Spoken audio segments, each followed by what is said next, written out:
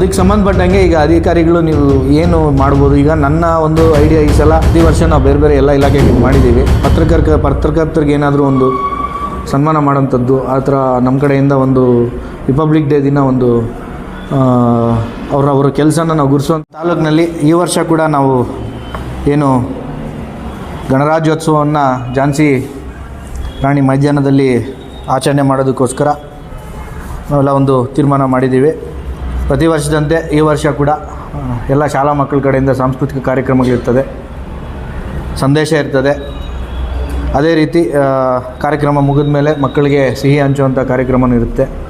ಎಲ್ಲ ತಾಲೂಕು ಮಟ್ಟದ ಅಧಿಕಾರಿಗಳು ಬೇರೆ ಯಾರನ್ನೂ ಕೂಡ ನಿಯೋಜನೆ ಮಾಡಿದಿರ ಎಲ್ಲ ತಾಲೂಕು ಮಟ್ಟದ ಅಧಿಕಾರಿಗಳು ಕೂಡ ಈ ಒಂದು ಕಾರ್ಯಕ್ರಮಕ್ಕೆ ಶಿಷ್ಟಾಚಾರದಂತೆ ಎಲ್ಲರೂ ಕೂಡ ಭಾಗವಹಿಸಿ ಈ ಒಂದು ಕಾರ್ಯಕ್ರಮನ ಯಶಸ್ವಿ ಮಾಡಬೇಕು. ಮತ್ತು ಇಲ್ಲಿಂದ ನಾವು ಮೊದಲೇ ಹೋಗಬೇಕಾದ್ರೆ ನಮ್ಮ ಅವ್ರವ್ರ ಕಚೇರಿಗಳಲ್ಲಿ ಏನು ಫ್ಲ್ಯಾಗ್ ಹಾಸ್ಟಿಂಗ್ ಮಾಡ್ತೀರ ಅದು ಮಾಡಿಕೊಂಡು ನಂತರ 9 ಗಂಟೆ ಒಳಗಡೆ ನಾವು ಅಲ್ಲಿ ಮಾಡಬೇಕಾಗುತ್ತೆ. ಹಂಗಾಗಿ ಎಲ್ಲರೂ ಸಮಯಕ್ಕೆ ಸರಿಯಾಗಿ ಬರಬೇಕಾಗುತ್ತೆ. ಮತ್ತು ನಿಮ್ಮ ಇಲಾಖೆಗಳಲ್ಲಿ ಏನು ಆ ದಿನ ಶಿಷ್ಟಾಚಾರದಂತೆ ನೀವು ಕಾರ್ಯಕ್ರಮ ಮಾಡ್ಕೊಂಡಿರ್ತೀರ ಅದನ್ನು ಕೂಡ ನೀವು ಪೂರೈಸಬೇಕಾಗುತ್ತೆ. ನಂತರ ಶಾಲಾ ಮಕ್ಕಳ ಕಡೆಯಿಂದ ಒಂದು ಸಾಂಸ್ಕೃತಿಕ ಕಾರ್ಯಕ್ರಮಗಳಿರ್ತವೆ. ಆದಷ್ಟು ಈ ವರ್ಷ ಕನ್ನಡದ ಹಾಡುಗಳನ್ನ ನೋಡಿ, ಇಲ್ಲಿ ಎಜುಕೇಷನ್ ಡಿಪಾರ್ಟ್ಮೆಂಟ್ ಅವರು ಕನ್ನಡದಲ್ಲಿ ಹಾಡುಗಳನ್ನ ಸ್ವಲ್ಪ ಒಂದು ಅಟ್ಲೀಸ್ಟ್ 50% ಕನ್ನಡದ ಹಾಡುಗಳಿರಬೇಕು. ಏಕೆಂದರೆ ನಮ್ಮಲ್ಲಿ ಕನ್ನಡದಲ್ಲೂ ಕೂಡ ಸಾಕಷ್ಟು ಸ್ವಾತಂತ್ರ್ಯ ಗೀತೆಗಳು, ಸ್ವಾತಂತ್ರ್ಯಕ್ಕೆ ಸಂಬಂಧಪಟ್ಟಂಥದ್ದು, ದೇಶದ ಒಂದು ಪೇಟ್ರಿಯಾಟಿಕ್ ಸಾಂಗ್ಸ್ನ ಏನಿದೆ ಅವು ತುಂಬ ಇದೆ ನಮ್ಮ ಕನ್ನಡದಲ್ಲೂ ಕೂಡ. ಸೊ ಕನ್ನಡದಲ್ಲಿರುವಂಥ ಒಂದು 50% ಇರೋ ಥರ ನೋಡ್ಕೊಳ್ಳಿ ದಯವಿಟ್ಟು.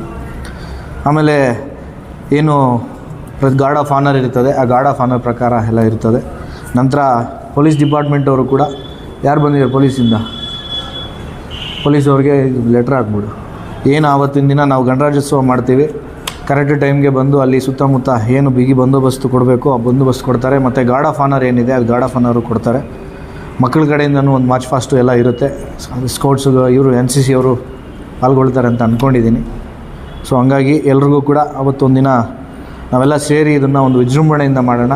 ಇದಕ್ಕೆ ಈಗ ನಾನು ಹೇಳಿರುವಂಥದ್ದು ಪ್ರತಿ ವರ್ಷ ನಾವು ಮಾಡೋರಿಗೆ ಯಾವ ರೀತಿ ಮಾಡ್ತಾಯಿದ್ದೀವಿ ಅದನ್ನು ಹೇಳಿದ್ದೀನಿ.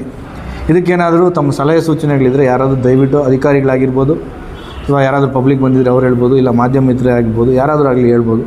ಏನು ತಮ್ಮ ಸಲಹೆ ಸೂಚನೆಗಳಿದ್ದರೆ ನಮ್ಮಲ್ಲಿ ಇನ್ಕಾರ್ಪೊರೇಟ್ ಮಾಡ್ಕೊಳ್ಳೋಂಥದ್ದಿದ್ದರೆ ನಾನು ದಯವಿಟ್ಟು ಹೇಳಿದ್ರೆ ನಾನು ಮಾಡ್ಕೊತೀನಿ.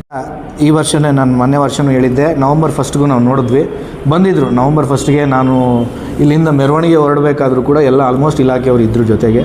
ಈ ವರ್ಷ ನಾವು ಕಟ್ಟುನಿಟ್ಟಾಗಿ ಅವ್ರಿಗೆ ನಾವು ಹೇಳಿದ್ದೀವಿ, ಇದು ಯಾರು ಒಂದು ಇಲಾಖೆಯ ಕಾರ್ಯಕ್ರಮ ಅಲ್ಲ, ಇದೆಲ್ಲ ಸರ್ಕಾರದ ಕಾರ್ಯಕ್ರಮದಲ್ಲಿ ಎಲ್ಲ ಇಲಾಖೆಗಳು ಭಾಗಿಯಾಗಬೇಕು.